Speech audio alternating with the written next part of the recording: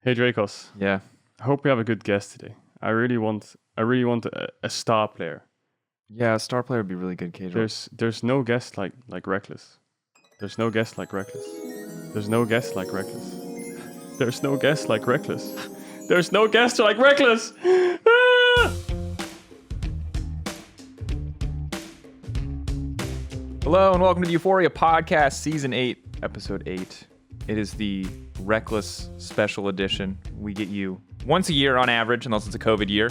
As always, available YouTube, Spotify, Apple Podcasts, and SoundCloud. But you are the only guest and only actually person attending the show that thinks this is a reasonable hour to be awake. Yeah. That is uniquely you. So just first off, I think to get you in, to welcome you to the show, talk to us about the healthy, Rekkles lifestyle that is getting you out of bed before noon as a gamer. I just think the day is so much longer when you wake up early versus when you go up later. Even though you would be up the same amount of hours, it just feels like you can get so much more done when you wake up early. I don't know how that works, but it's just something I realized over the years. So now I try to get up early so that I can do my things while still people are in bed. And then when they wake up, I'm feeling like I have accomplished something already, if that makes sense. It's like the early bird.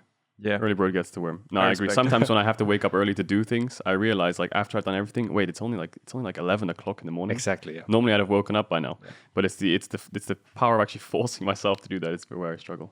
Yeah, I agree. Medic used to talk to me about this, something to do with sleep hygiene, where sleeping before midnight is much more valuable to your body. You feel more rested, you wake up. There's a lot of science. It's to do with the time of day as well, like your body clock and stuff, right? Circadian rhythm. Yeah. Yeah. Science stuff that I don't know enough about to talk about.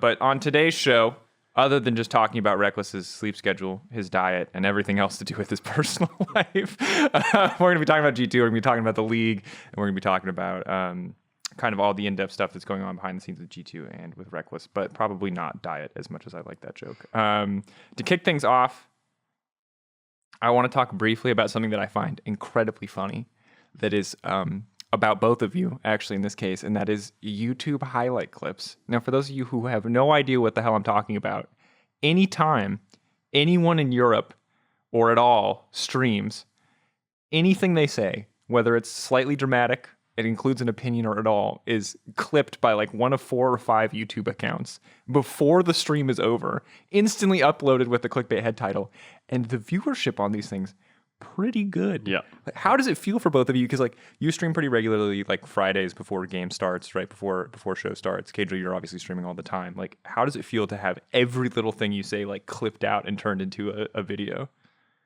In my mind, it's actually a good thing because then I'm really careful with what I say. But until I figured that out, it was a really bad thing because then I said a lot of things I shouldn't have said. And then as you mentioned, like the viewership on this was like 100K a clip. So yeah, need to be careful with what you say because it's going to be out there. Yeah, it's definitely good exposure as well, I guess, when people can just kind of see it on YouTube on the homepage and stuff. But I think it's getting to a point where at the start of the year, I saw these clips like starting to float around and they were actually genuine clickbaity titles where it actually had a point to it. But more recently, I've watched some of them and it's like just completely taken out of context. Someone will ask it. I think they must be in Twitch chat writing questions like, hey, who's the best team in EU right now? I'm like, I'm not too sure. I think there's a lot of teams, and you'll say one team. Instantly clipped out, the context of the whole thing is removed, and it's like, boom, he thinks this is the best team in EU. So it's kind of funny sometimes, and sometimes it can get taken out of context, but it's cool.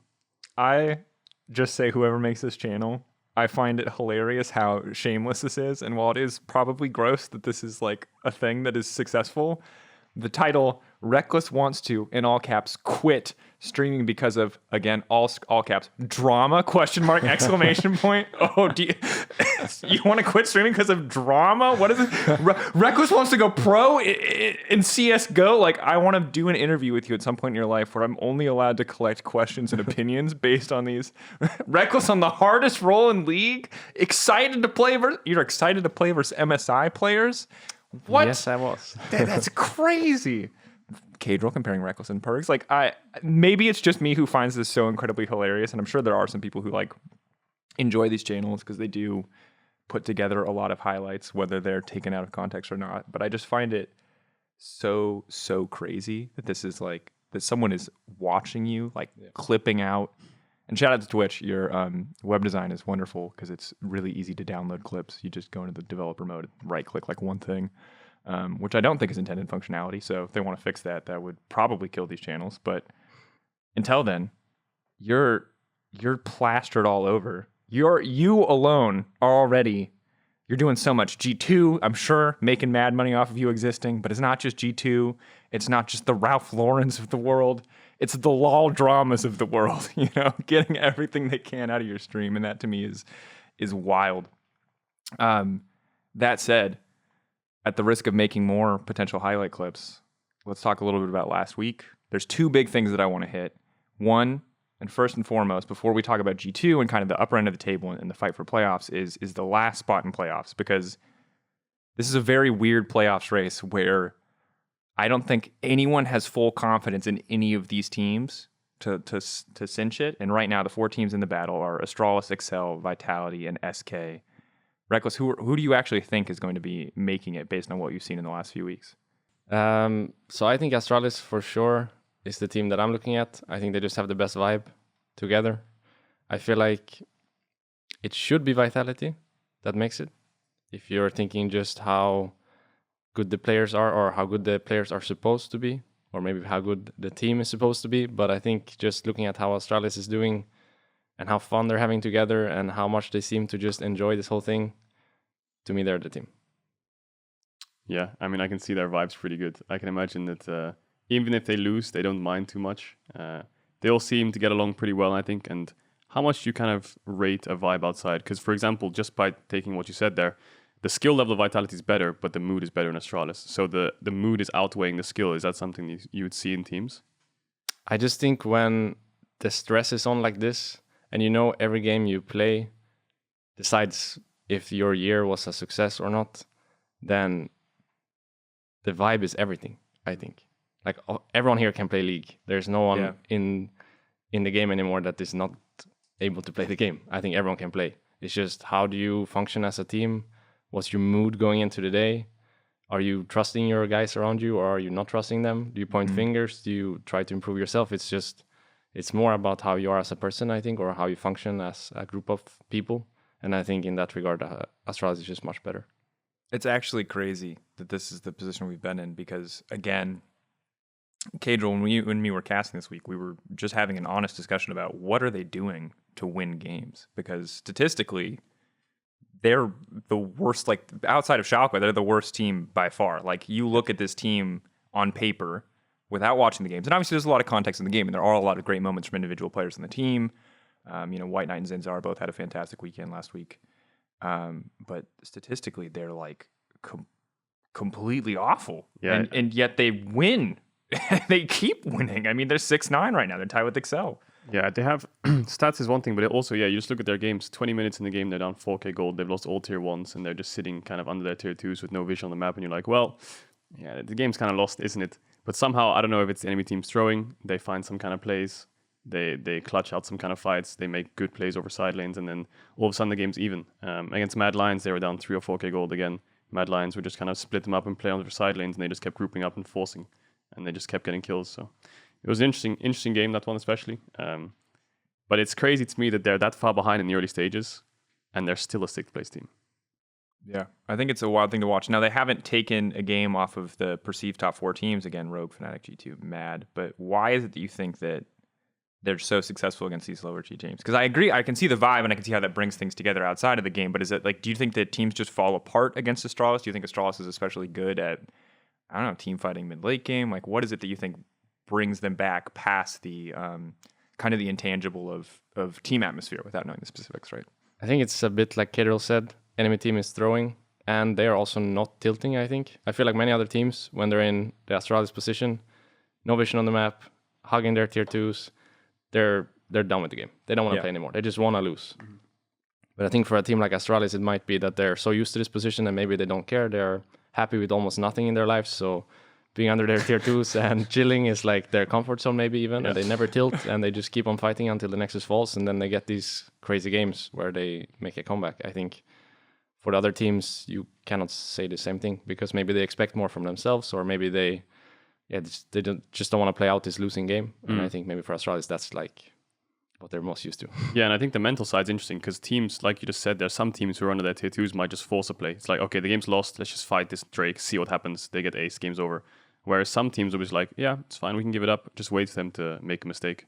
Wait for them to overpush. Wait for this guy to grief it or something, or them to dive us, And then they just find fights and they just find their way back in. And maybe that's why they don't beat the higher end teams, because the higher end teams don't make the mistakes to give them a way back into the game. But against the lower end teams, maybe they make the mistake, and then when they do make the mistake, they're ready because they aren't tilted and they aren't giving up yet. And I think that's a big reason why I think they'll make it. Is just the mental portion of this is so important in a super week where one win or one lose can decide your entire season. Yeah, and the biggest person on Astralis who I think of who doesn't tilt is Magic Felix. I mean, you've probably played with him in solo queue. That guy, if you're down every single tower in the game and they have every single Drake, Soul, Baron, everything, he will not give up. And it's a good. I've heard more pros complain about him refusing to surrender than I've heard praise him for his winning mentality. A lot of people want out because sometimes when the game is absolutely lost, some pros are like, "Come on, like this is really not winnable." But he stays strong. I mean, he was top 5 accounts in the top 10 in solo queue, and I think mental also plays a big factor in solo queue as well as competitive. So, I mean, it's honestly I'm still just blown away that Astralis are in this position and. They are in the best position. They controlled their destiny. They play all 3 of the teams they play are teams that they are directly fighting for in terms of playoffs. They don't play any top teams. And they've got positive records against most of them. I won't talk about best of 5. Let's see if they make it there. I still think that's going to be maybe a bridge too far at this point. But I guess the other team I'd like to hit on that is currently tied with them is Excel, because we talked a bit about Vitality and SK. Well, you can be hopeful after some positive results early in the week. I think I feel like a bit of a foregone conclusion. Excel is the team that's really interesting to me because they started super good with Marcoon. They looked pretty solid across the board, but it just feels like it's been really shaky ever since that first week. I would love to get your read kind of on where you see Excel right now, Rekkles. I would probably put them below SK even. But they had some interesting comps. It's hard to say. I think some games they just look so off and their individual play is so off. And then some games they pull this like really interesting comp and they actually play it almost to perfection. I think, for example, the Fnatic game, if it wasn't for like that stopwatch by upset, then maybe they just win that game. So depends on the game maybe, but again, it's gonna be a really stressful situation now in the Super Week for these guys. And I'm not sure when they have those off games that's just not like that might be the case for this week as well.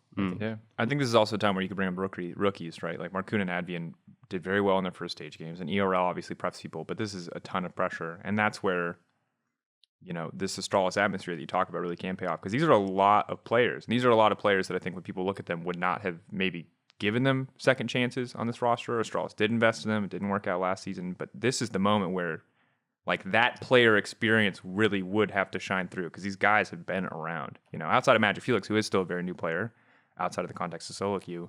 Everyone on this team has spent a lot of time playing League of Legends, right?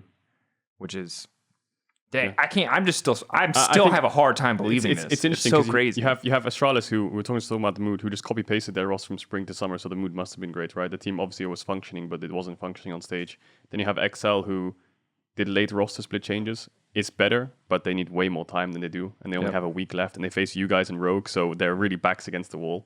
And then Vitality, who just tried to do the quick fix in summer, just go for it. That was basically a full rebuild, right? I mean, it wasn't even a quick fix. It was pretty much from the ground up. Yeah, it started off with Crown Shot in spring, and then just swapping out mid-jungle. So, yeah. Massive changes. Other side of the table is the fight for seeding, really, more than anything for the top 5. And I would love to know how much that like weighs on your mind, if you guys are really up to date on what you need to do, where you need to place, because obviously there's championship points, or if you're with the age-old mentality, well, if we're gonna win, it doesn't matter who we play. We gotta make it through everyone eventually. I would like to play Mad. I would like to end top 4. And as it's looking right now, we're gonna be top 4 because Misfits needs to win, I think, or maybe end second to go past us in points. So we're gonna be top 4, and then. Yeah, it's just about who we play. But then I think it's a bit more like you said. It doesn't really matter who we play because we should be able to beat all of them. Maybe Rogue is actually the scariest one, which is kind of weird to say when you're 0-2 against Fnatic and 2-0 against Rogue. But it's just many times when we watch Mad play and we watch Fnatic play, I think they're just flipping so many things. They don't seem to have... They have some sort of system, but they don't have like a proper system in place. Sometimes it's just random, I feel like. Yeah. But then you watch Rogue, and it's like from the second the game starts till the second the game ends, everything's planned out.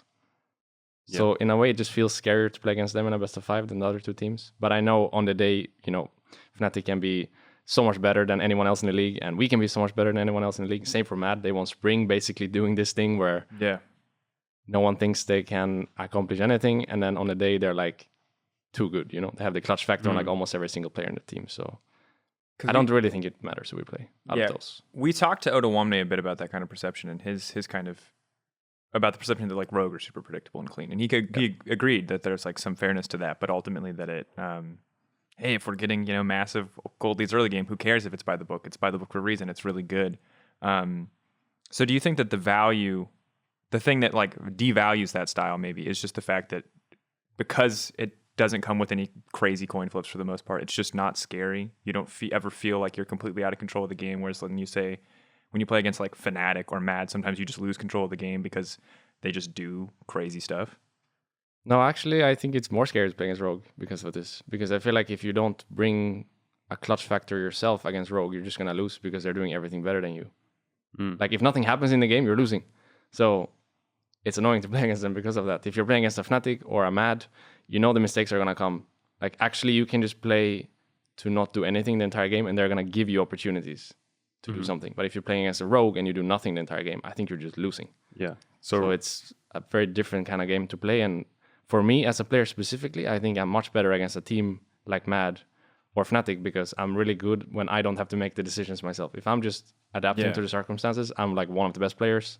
If I'm having to force, then sometimes I make mistakes, and then that's where a Rogue could be scary for me, for example. So you have like Rogue, who's just like it's gonna be a bit of an analogy here, but you have like Rogue is like the well-oiled machine, cerebral gameplay, and then Mad Lions and Fnatic who are much more emotional, on-the-fly based decision making. Yeah, where would you put G2 in that spectrum? I think we're more crazy for sure. I don't think we're a Rogue. I think we're much more crazy as well. We rely so much on our clutch factor. I think like how Mad relies on theirs and Fnatic relies on theirs. Like on some days, we just don't do anything. It's kind of tragic to see us play. And on some days, I think we're like so good. And even if we're behind or even if playing a suboptimal comp, we can just make the sickest comeback and the sickest play that no one expected us to make. So depends on the day. But I think we're more of a Mad Fnatic kind of team. Yeah. And I think then shifting kind of the conversation over to G2 from this race for playoffs, like how do you feel right now about the kind of pace that you guys are developing at? Because obviously it was dark times a little bit in the middle weeks, from an outside perspective, and not always easy to know what's going on in the team environment. But it feels like sudden ramp up. Cap shaved his head, like something he said to me, something had to change. This is the head shave, right? It's like what do you feel like has changed behind the scenes, or is this just kind of work suddenly coming to fruition? You guys have obviously had a hectic season. You've had Nelson come in as well. He's finally there on the ground. But like, talk to me from your perspective. How are things going in G2? What is kind of the state of G2 at the moment? So first things first, I want to say that I feel like the whole thing was so overblown, but I was having like a really bad time in the middle of the split. I know we lost a lot of games, but I think, for example, the game we lost against Misfits should be counted as a win. I know everyone will not do that and would rather like tell us face to face that we f***ed up, but I think that was a win for us. Yeah. I think that week in general was okay. Like the Excel draft was really bad, but the Misfits game was more than fine and counted as a win in my book.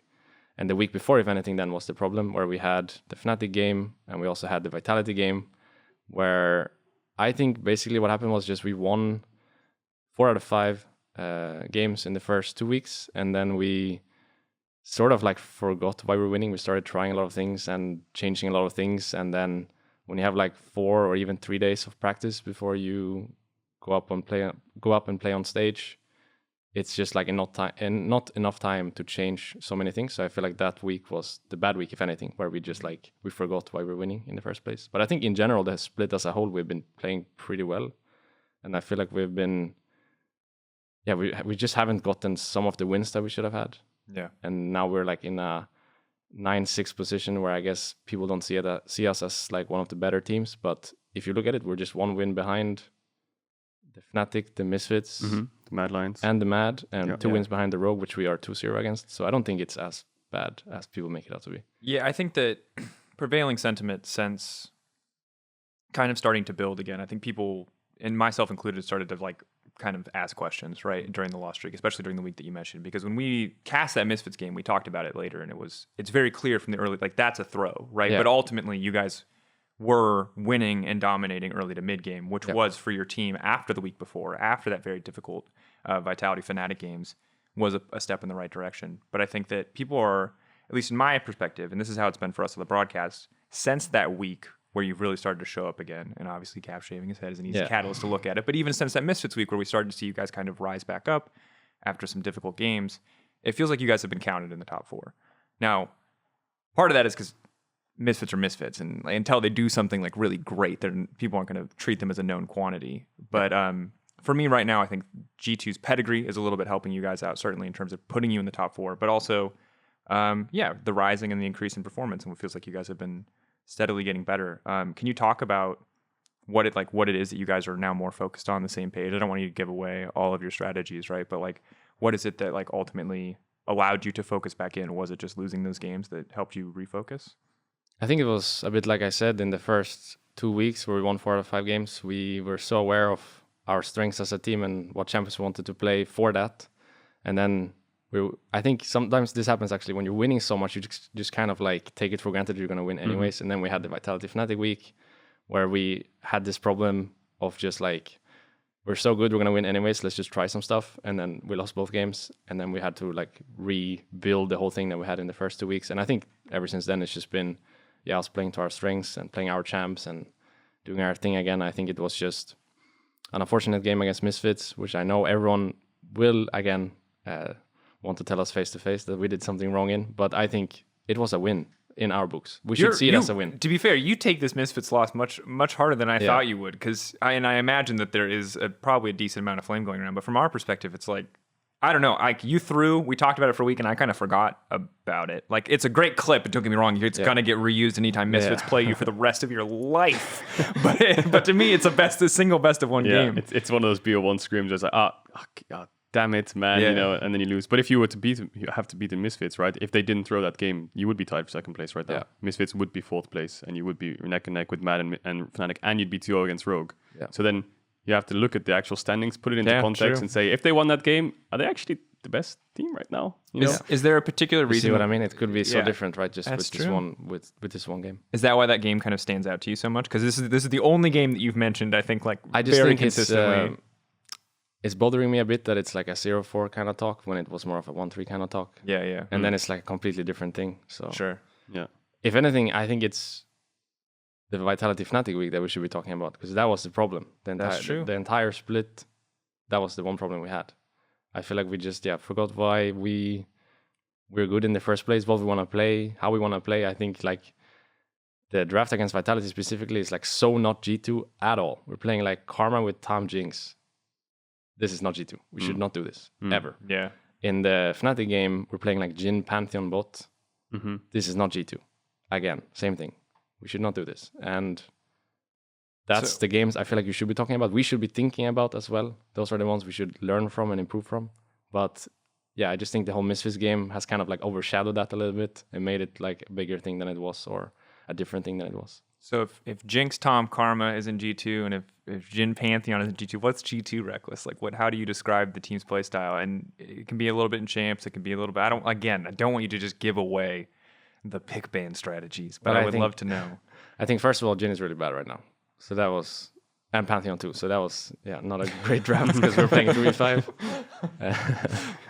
But I think we're also not the team to play like front to back only, slow, nothing happening in the game, sort of what the Jinx Tom Karma would have been. I think G2 is at its best, at least from the months I've been here, and from what I've seen, I think we're at our best when everyone has agency in the game. So there is no player specifically you have to play for. It can just be anyone. We can play for top or mid or for me or even for jungle, and everything can work out. I think the more carries we have, the better. I feel like, for example, our Misfits game now, I know it was quite a boring game, but that was like the perfect draft for our team, I think, because regardless of where you go on the map, it cannot go wrong. Wunder can carry on GP, Caps can carry on Orianna, I can carry on Tristana. It doesn't matter what you do in that game, we're always going to be fine because everyone has agency in the game. I think one of the reasons why we're so bad towards the end of spring and playoffs was because we're not thinking about this. We're thinking about the meta, and the meta back then was like tank top, very AD focused or bot focused gameplay where it was just better AD wins kind of, and I was not the better AD in that playoffs. I think it didn't fit our team at all, and we're better when everyone can do something in the game. How does that kind of perspective on the team pair with how your experience has been leading up to G2? Because you were a lot of different things in Fnatic, right? Like a lot of people are going to remember the iconic hyper carry Rekkles moments. They're going to remember the Sivir kind of janitor, other people do stuff, you get 4 items and win the game. Like you've been a lot of different players. You've been the Garen for a Garen Yuumi, right? You've been a lot of different things in your career. You've played a lot of different roles. How does this like very high agency, anyone can carry the game play style fit with like who you are as a player? I think in the beginning it was hard because I was trying to stick to my, I'm just going to stay out of trouble gameplay and let the game kind of happen around me. But I realize now that like, if I want, for example, mid to have agency, I need to win my lane because then Mickey can roam. And if Mickey can roam, mid will have agency. And if mid has agency, we're a good team. So I think it's just taking me time to kind of realize what position I have in this team and how different it is from what position I had in Fnatic. I think it's like a completely day and night change for me. And I also think the meta hasn't helped in this for sure. I feel like it's like, I don't know. I feel like AD carry is kind of just supposed to win his lane, but not necessarily to the point where your support stays with you at all times. It's more of it's good if you can get the first recall, for example, kind of gameplay. And I think that's just completely different to how it was last year. Then it was more about putting your wave in a good spot and maybe playing for that wave position or that wave status and like getting your jungler down or TPs down. And I think now it's like, please don't TP to my lane. Just get my support out of lane, and then from there we can take the game. Yeah, I think you see that in a lot of games nowadays where it's like both AD carries are just kind of farming in bot while the supports roam top for Herald, and it's just a 4v4 top side. And it's like, well, I can't really impact it. I could, but I have to give up my like whole waves and tower almost, and then maybe you can mid win as the fight. But it's just good luck, have fun top side, you know. Yeah, especially in this last week since 11-4 and eventually now 11-5. It just feels like top side is just everything, right? And we see. I just remember so many games when we were watching games to make this Aphelios segment last week, and I was just watching these Aphelios games trying to find clips because they're like doing good stuff, but they're all like 1-0-2, 2-0-2 because it's just. You got a Renekton diving in. You've got some mid laner going for some crazy play, and they're kind of just. It feels very quiet for AD carry right now. I don't think AD carry is weak though by any means. I feel like once I get my items, I can easily carry the game. Like for example, in the Misfits game, I knew for sure we're gonna win because I had 3 items on Tristana. Like there's no way we're losing that game. Not possible.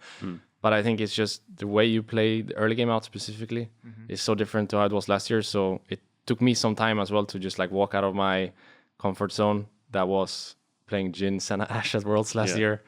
And more become this like, I can play Tristana, I can play Kai'Sa, and I can just function on my own silently in the game, and then eventually I get my items and I'll carry. It's kind of what I did back in 2018. I think it's very much what I did in 2018. But it's just, it takes time to... I think also when you're joining a new team, it takes time to also realize what you need for that team specifically. If I stayed in Fnatic, let's say, and the meta changed like it did now, then I think it would have been easier for me to just follow the meta because the team would have been the same. But now I'm changing the meta and I'm changing the team, so there's a lot of things to think about at the same time here because let's say the meta didn't fit us, which I think it does, but let's say it didn't, then I would also have to take that into account. I can't just play the meta no matter what. It also has to be in regards of what my team needs from me. Yeah, and I think that if you look at like the meta right now and how to play the game, it's topside, right? And the only every time it's a playthrough bot is if you cross map and you can't win topside. It's like, well, can't contest topside, just give up Herald, we'll dive bot and get our bot lane ahead, right? But it's always kind of the teams want to play for topside.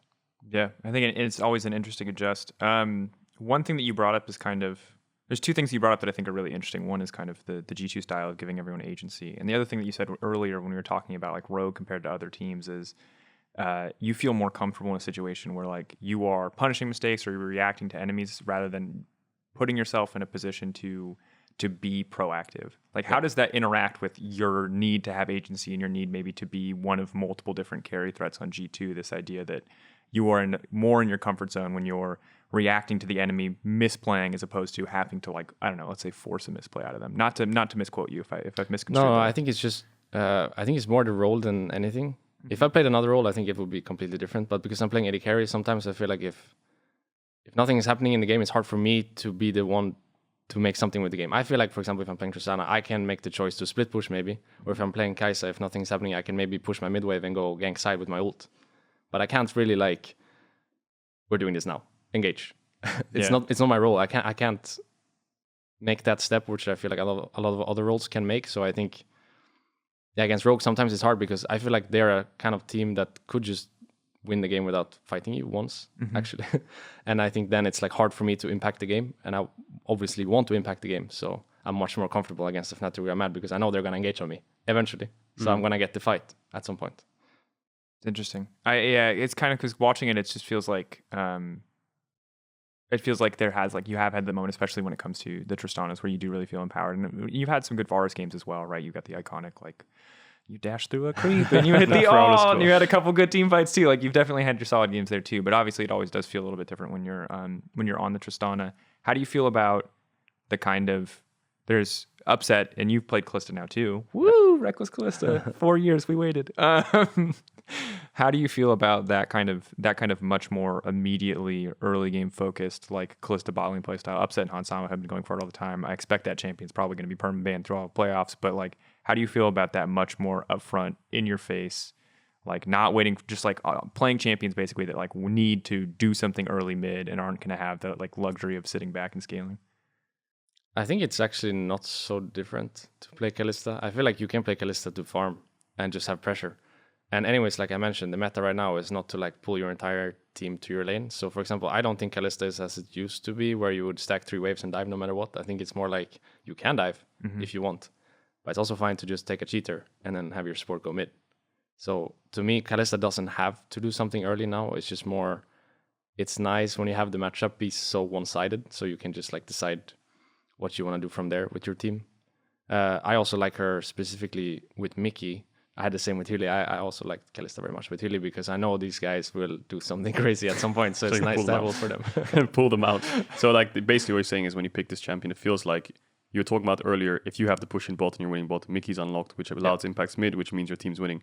That the champion just kind of fills that role automatically in a sense, right? Yeah, I think much better than, like, I know Varus fills this role very nicely too. He wins almost every matchup he plays. I think Kalista similarly, not against everything. I think Draven, for example, could be a really hard matchup for you. So I wouldn't be like too happy about blinding Kalista against some of the players we have here in Europe because I know most of them actually play Draven. Draven Poppy.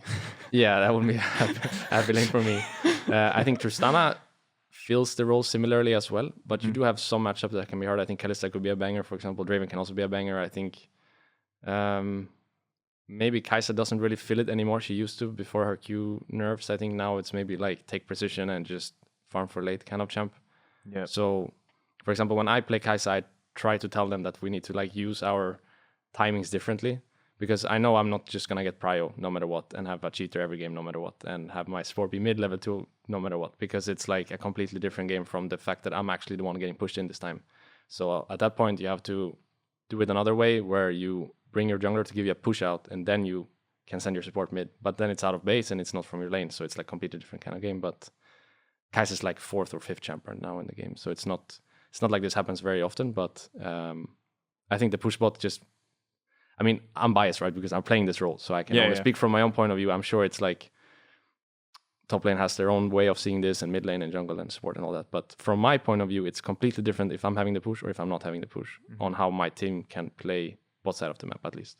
Yeah, and I mean, I think that it's probably in a lot of ways outside of mid lane the most tangible when bot lane has the push, right? Just the difference in impact that you see from supports, and a lot of times you get both supports roaming and 280 carries left on an island. And so, frankly, I like the meta right now. I'm glad that Ashe has remained absent in the world of AD carries that. She's slowly coming back. Yeah, Very slowly coming back right now. She's like the most boring of the like of What like do you mean? One of the best plays ever was the Ashe across the map. Yeah, that's great. That was the highlight moment. Every other moment for that champion is And in so boring season to one me. as well. Yeah, the volley push lane. Like Ashe and Varus have always equated as very similar. I guess Kalissa's in the same thing, although not from just cheating lane prio, but from just being so obnoxiously impressive in trades. Because right now people are playing Aphelios in a way I think people could be playing Ashe actually.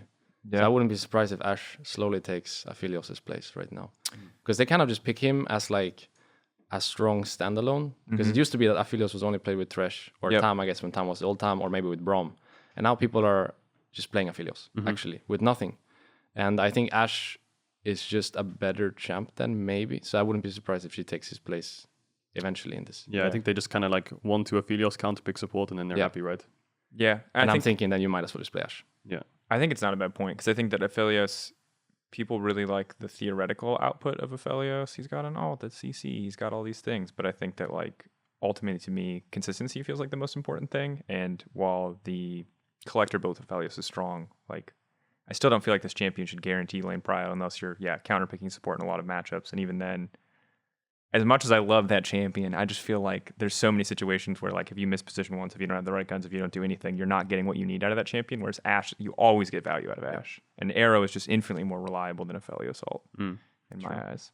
Plus Hawkshot's broken as hell. Damn, Ashe is good. Especially in competitive. See jungle level 2 and level 3. It doesn't matter where he started. Yeah. It's actually nasty. The one thing that I want to ask about, because we were talking about the discussion of G2, the only biggest change that I saw, I'll say biggest change, is the coaching staff where you brought in Nelson. And I know that Nelson actually didn't arrive until a few weeks ago, and he was actually on stage with you guys. And I saw in your drafts you're going, Kalista, Vayne, and stuff like this. You're playing Sejuani top. It feels like things are just, when you told us you were experimenting, it feels like you're still kind of experimenting a little bit with things that maybe you saw in scrims or think is OP. Is Nelson having a big driving factor behind that, or is he helping you guys in the draft itself on stage? I think both, for sure. I feel like we're experimenting most of the split.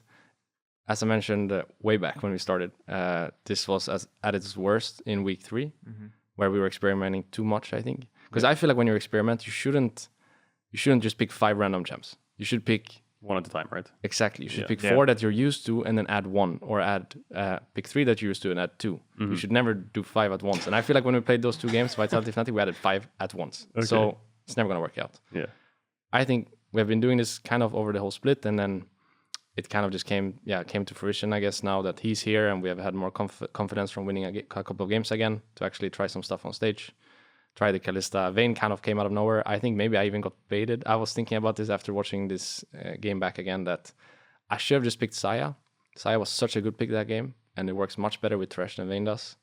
But it was kind of like a bait, I see Alistar, I see Mundo. Was it the Mundo flex that threw you off? I see Aurelia. And I know the Tristana matchup is not great. Actually, yes, it was.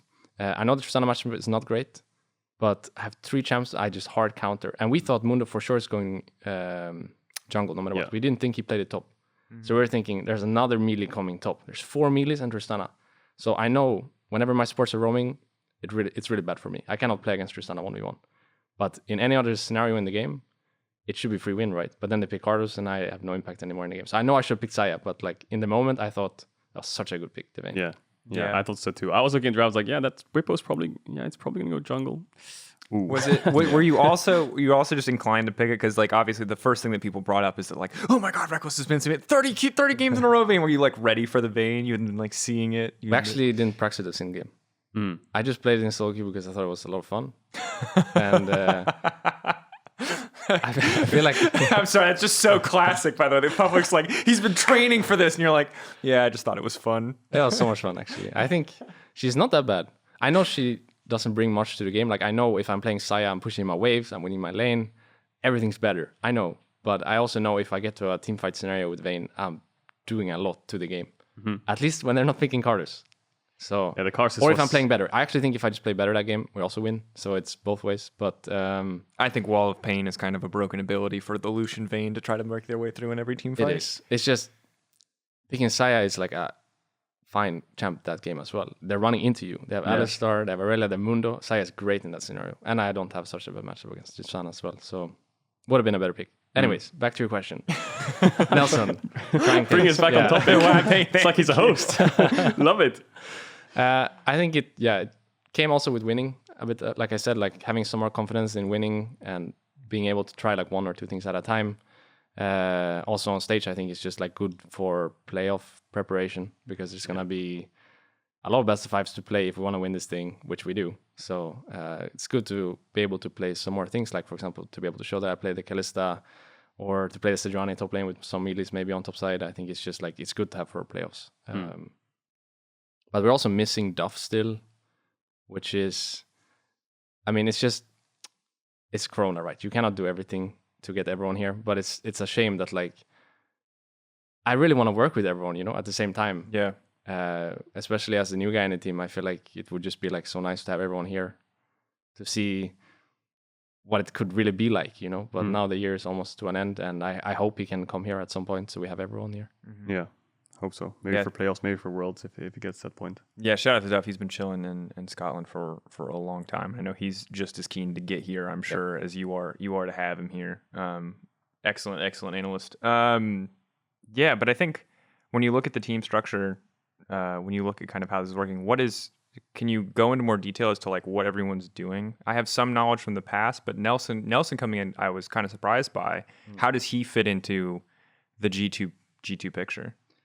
I think what we felt after spring was that we didn't really talk about the game in depth as much, because it's like everyone's a veteran, so everyone kind of knows what they need to do, maybe on an individual level to succeed. But as a team, we didn't really have anyone to bring us together. I know Grabs is great at like the out of game kind of stuff. I think he's like a really good person to have in the room to bring the team together when it comes to just how we are as a group. But I think when it comes to how we play the game together, we needed someone else, and that's why Nelson was brought in, because we just felt like we were lacking very in-depth league stuff, and that's kind of what it's been bringing for us. Just like talking about Drake setups in depth, for example, is something we didn't do before, but we do now with him.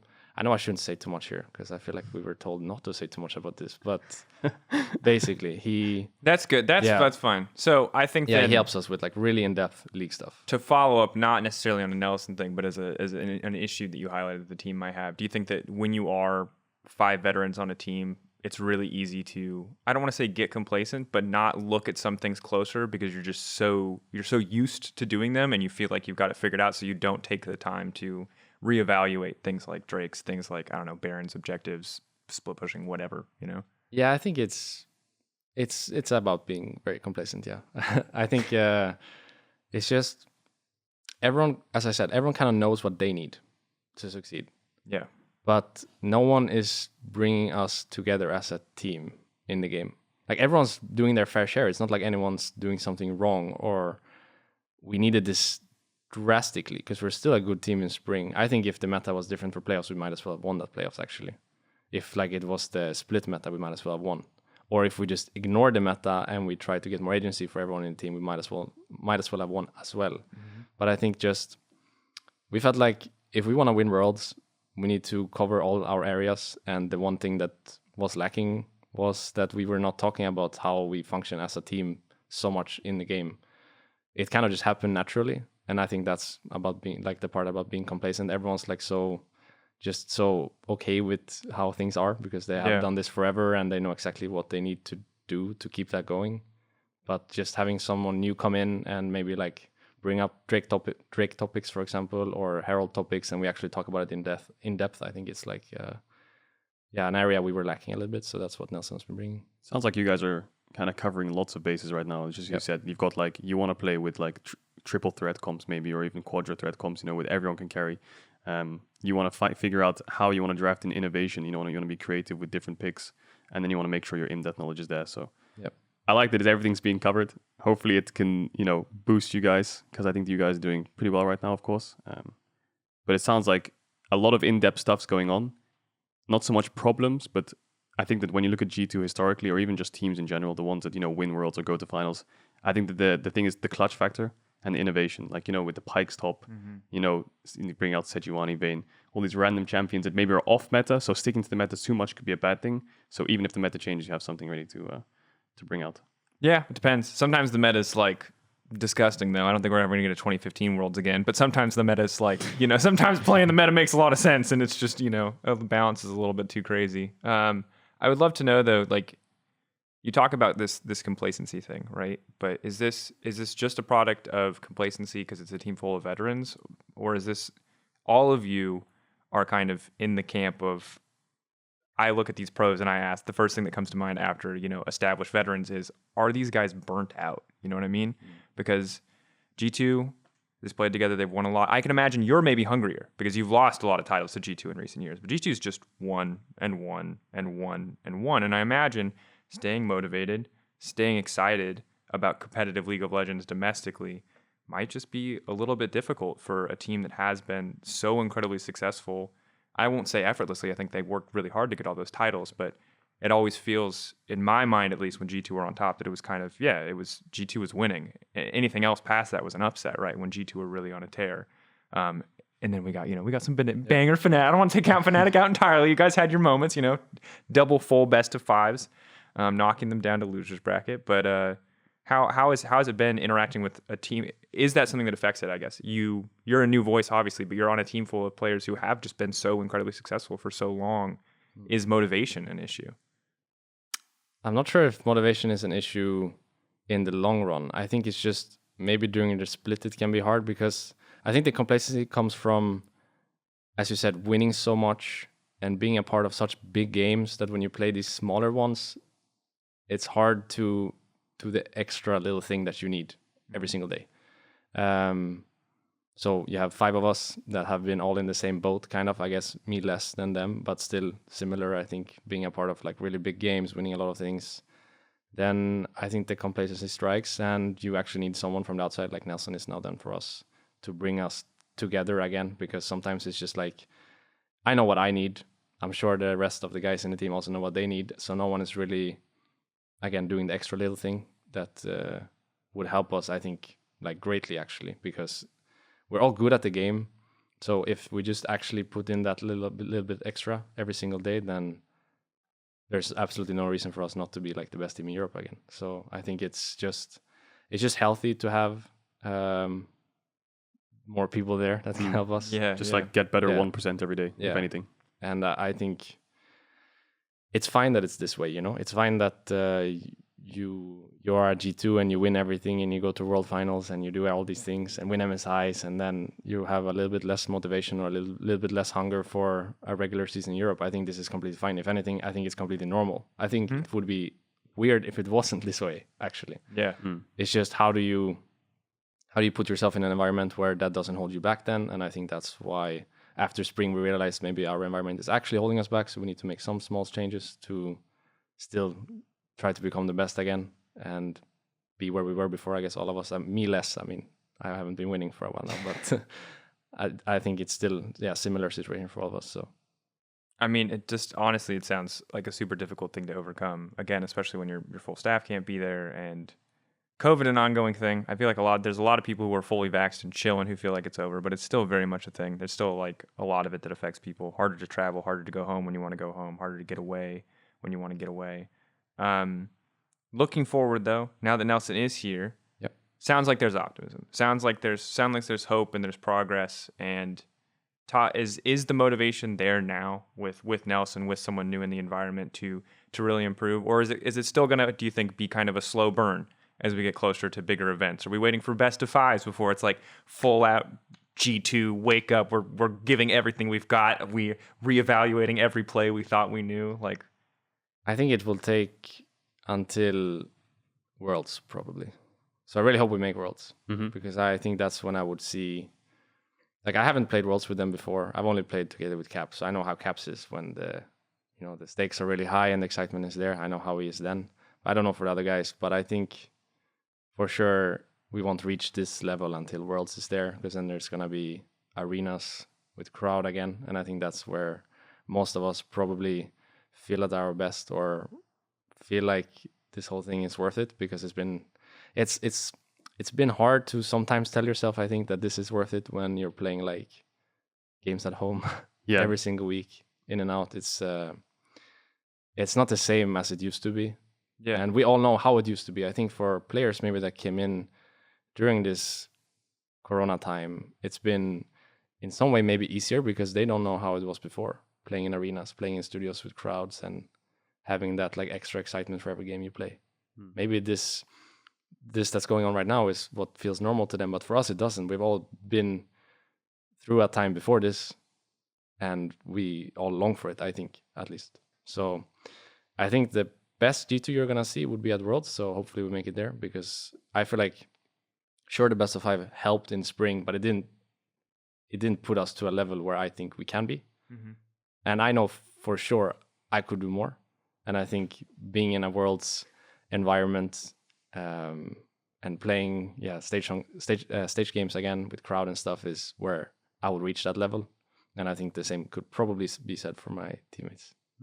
That's interesting. That's tough though, because that's a factor kind of beyond your control, right? Yep. Ultimately, and I mean, don't get me wrong, it's hard for casters too. It's hard for. I've never casted in front of a crowd in my life. This is one of those babies that you're That's talking about. crazy. He could be the best caster in front of a crowd. He could unlock like 11, the next Super Saiyan form, or you could suck. Who knows? No pressure. No clue. The crowd's obviously a huge factor, and it's I think it makes perfect sense to me. Don't get me wrong. I think maybe some fans will be sad to hear that, like, waiting for the full G2 potential to be unlocked, waiting for the full Rekkles potential to be unlocked. But I think it's totally fair. I think it's totally valid, because ultimately that's how you came up, and that's what it's supposed to be. Yeah. Whatever else this has been, great that it has been able to exist. Great the LEC has been able to continue, that all these leagues have been able to continue. It's supposed to be in front of people, in front of an audience, and certainly not at your house. So you can probably relate then from casting in front of a crowd versus now.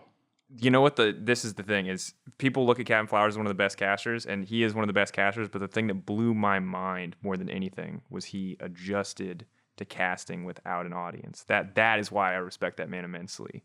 Not all the other stuff. He's a very good caster otherwise, but like, I cannot cast at a 10 out of 10 without a crowd. It is so insanely hard, because the energy, I don't know how you guys feel on stage when you're playing, right? But for me, it's like being at the head of just like a screaming audience. Like, I'm the guy in the front of the rally, like, let's go, with the microphone, and people are like, yes, let's go. And obviously they're cheering for you, but I feel like I'm rallying the people, and that's that feeling, that infectious energy. People talk about the air feeling electric, and I hate that phrase, but it feels so true when you're in a stadium. You know what I mean? Did you ever cast at home, like in your own home? Yeah, I really did bad. Okay. It was me and Frost casting. I was like in my underwear. I was like, I can't not take this seriously. And that's how it feels for us when we play at home. Yeah. So even just being here now in the studio and playing without the crowd is still like, to me, it feels like I double in terms of just how everything feels. Yeah. So that would triple or quadruple if there was a crowd as well. Yeah. And then you put that in an arena setting in China later this year, playing World Championship games. It's just... I can see the smile on your face already. It's not comparable. Yeah. In being a pro player, it's not comparable, the two.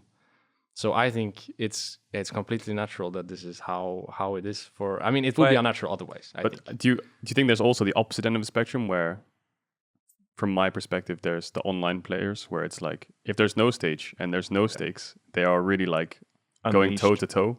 Yeah. Whereas when they do have the stakes and the pressure, and then they start to crumble a little bit. Yeah, for sure. Yeah.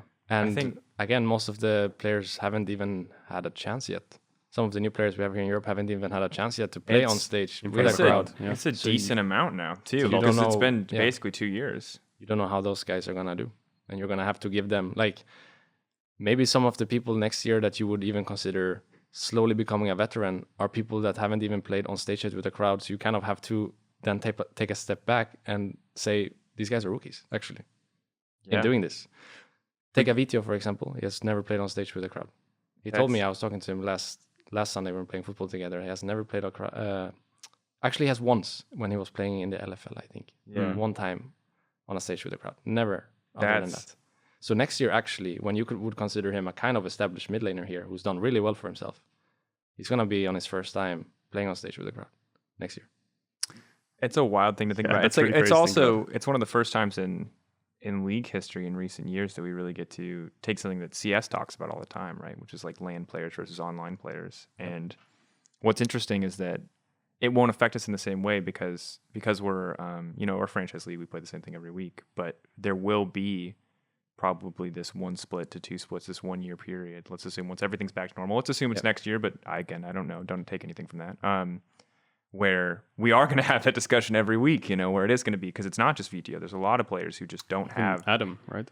Adam doesn't probably, and I don't know how much LFL stage experience he got in a similar story in a lot of these guys. And the good news is ERLs would normally give a lot of these guys experience on stage ahead of time, so it wouldn't be such a big daunting question. But COVID and a 2-year pandemic changes it a lot. Bringing things back though to G2, peak G2 is Worlds. Everything comes out at Worlds. Peak Rekkles is Worlds. You get the power multiplier from the crowd, from the audience, from the studio. But like, how are you worried at all about not making Worlds then? If you don't feel like you guys can hit that 100% without those things? Pretty worried, I would say, yeah. Now we're locked for playoffs at least, and we should be top 4, right? Unless Misfits make an absolute run now and then the others fail, which I don't think will happen. I think Rogue has a pretty good schedule for themselves, so they should be first, and I think that kind of automatically puts us top 4 because Misfits then cannot go past us in most scenarios. Yep. I'm not 100% sure how this works exactly, but I think something like There's that. a lot of championship points. Medic will break it down at some point, but it is good. Misfits going higher is bad for you. Rogue and Mad going higher is fine for you because they have a lot of points anyway, so it doesn't hurt you. So we're probably one best of 5 away from Worlds, but a little bit worried, I would say, because it's also like no matter what, we're gonna have to beat either Mad, Rogue, or Fnatic. One of the 3 if we want to make Worlds. Maybe even no, actually, just one of the 3 if we want to make Worlds. And none of them are easily beatable. It's not like you have one team that you just hope to get in a best of 5. I think all 3 of them are kind of scary to get in a best of 5 actually. So a bit worried that we don't make it for sure. But I think if we make Worlds, then as I mentioned, you're gonna see what this roster can do at its best. I think at Worlds we're gonna be like we're not gonna get better than we're gonna be at Worlds. It's not gonna be like if we keep the same roster, then next year we're gonna be magically better. I think at Worlds we're gonna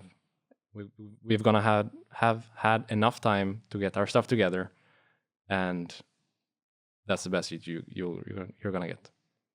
I like it. I like the confidence. I wish the confidence was for playoffs and regular season, I think, as an LEC caster, but I'll take it. If you get the Worlds, I'll take it at Worlds too. You know what I mean? I want to see how far that can get you. A question that we've asked Odoamne and Upset both now is there's 4 teams, right? The top 4 and only 3 teams can go to Worlds. Yep.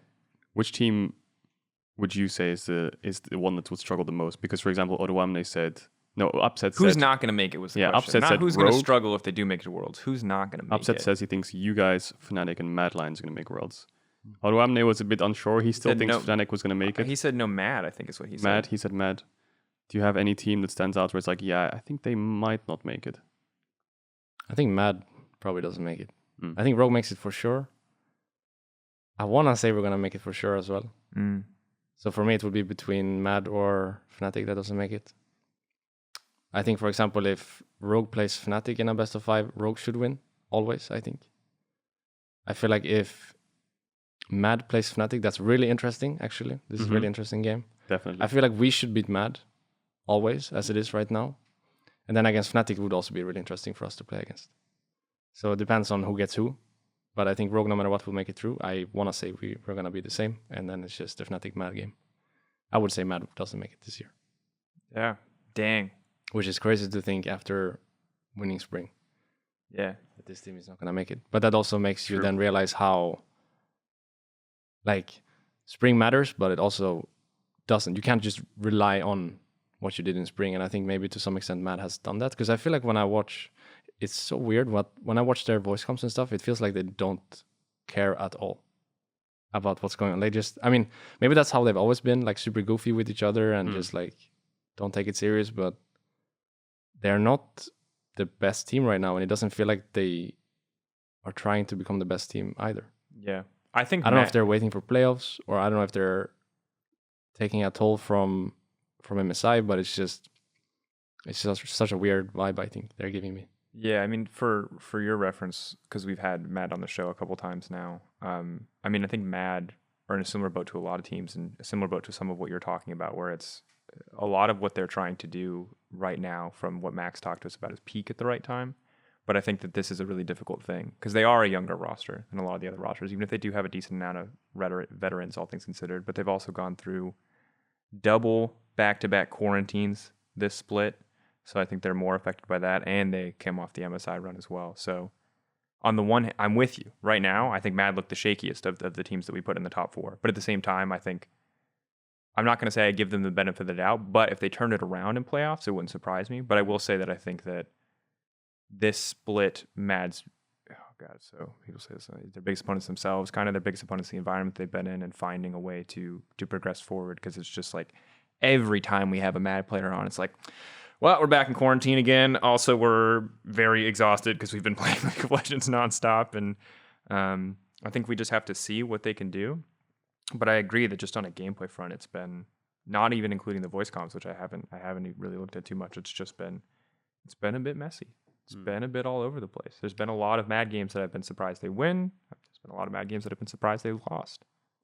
I feel like if they want to get their stuff together, it's now, though. Because now we're actually playing on 11:15, which is the playoff patch. Yeah. So there's no waiting now. It's not like if they play bad this week, they're all of a sudden going to play good in playoffs. At least I don't see it that way. Yeah.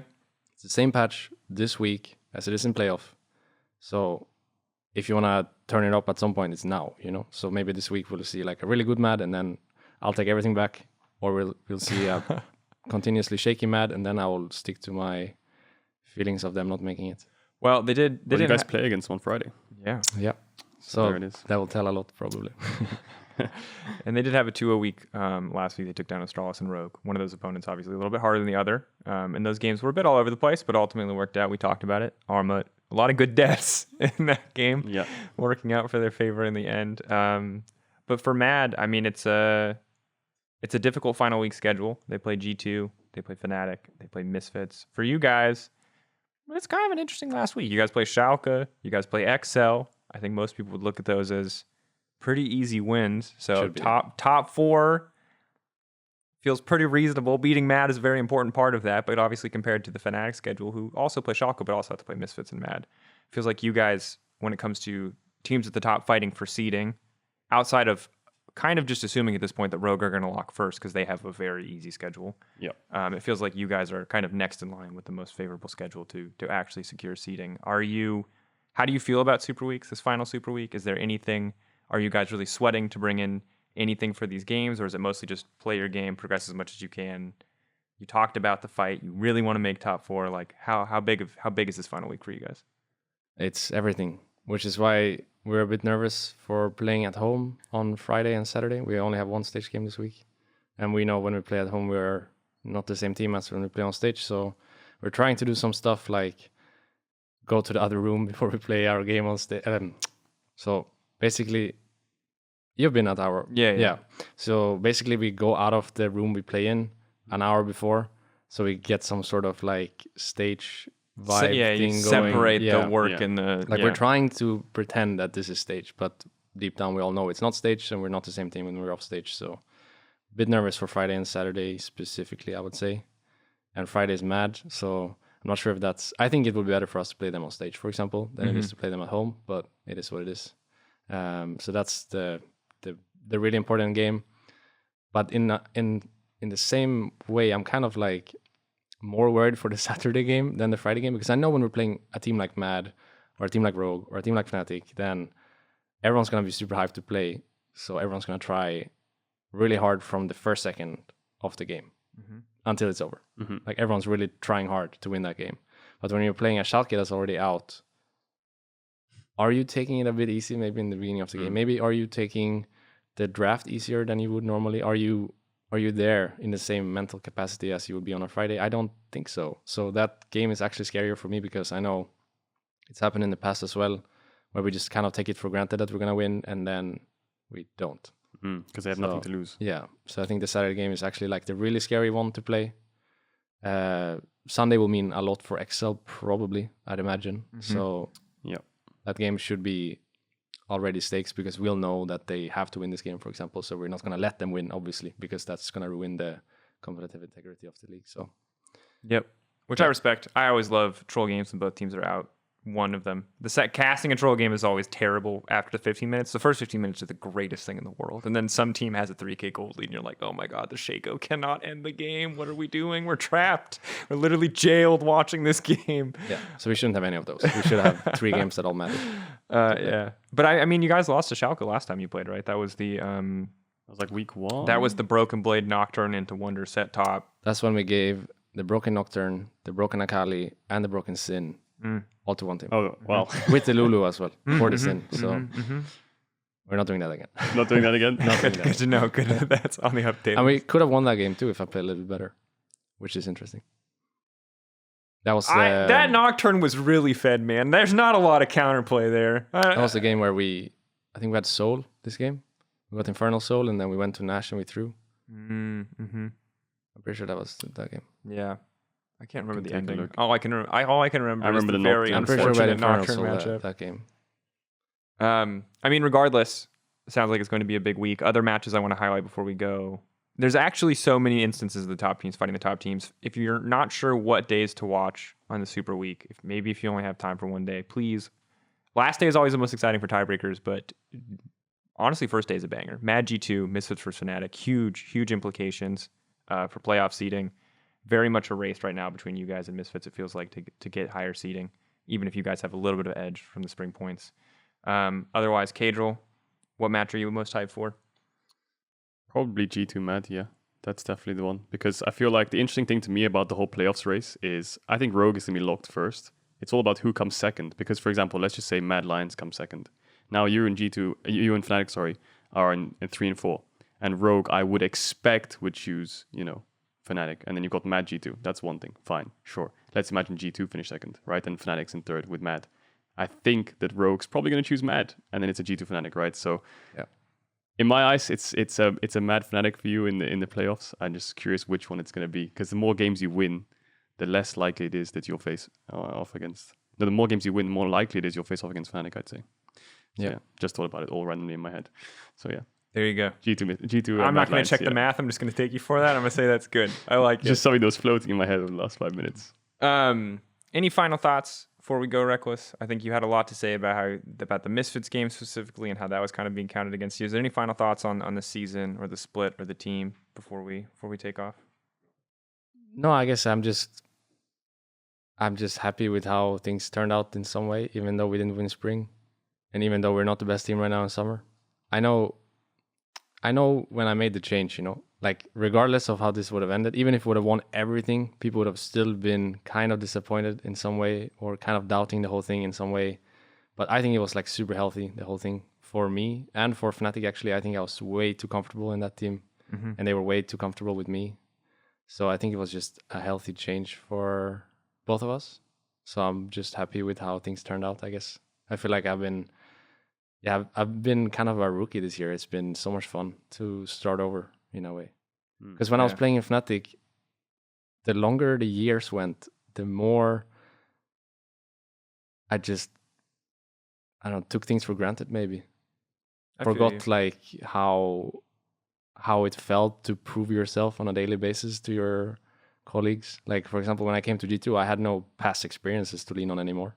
I had to reprove myself from the get-go, like as if I was a rookie. I had to show the guys that I got something special somewhere. So I think it was just like a super fun thing to be a part of, super fun experience to be a part of this whole thing, this whole change. So I'm happy how it turned out, and I'm happy for like Fnatic doing well without me as well. I think it's good how everything worked out. Yeah, exciting. It worked out. To join it a did new work out culture nice. and like team environment and... Well, and I think that people always look at veterans as like, and veteranship is a purely positive thing, right? You have these experience of years. But I think that, I mean, as much as people like to play off complacency as laziness, I just think that there's so many things that, unless you're constantly examining them, that do kind of get ignored, right? There's so many things that you do unconsciously in your day-to-day that you don't think about anymore, whether it's your sleep schedule, your training habits, your scrim schedule, solo queue. And unless you're really focusing, engaging, I think that being a veteran is a good thing, but I also think it is a burden too. There's a lot of things that that you probably take for granted. There's a lot of things that you do that you maybe don't think about that can count against you. Not all habits are going to be perfect. Not everything's going to be easy. So I'm glad. Yeah, I'll say that it's cool that both Fnatic and G2 have kind of found a way out after what was the difficult, and things look good for playoffs. Things look good for week 8. Thank you again, Rekkles, for coming on, for joining us bright and early in the morning. Thank you for having me. Absolute pleasure, my friend. This has been season 8, episode Also 8. We'll be back next week with episode 9. It's going to be less focused about the LEC as it is the break week. We're going to be talking to Jeevan, who is the replacement for Mark Yetter. We're going to be talking to new Mark Yetter, basically about balance and design with some wonderful questions from our pro players. So be sure to tune in for that. And we'll be back for more League of Legends coverage after the break week, leading in round 1 of playoffs. Maybe with G2, fighting in the top 4. Maybe not. We'll find out. But regardless, tune in this week for Superweek, week 8 of the LEC. And we'll see you guys next week.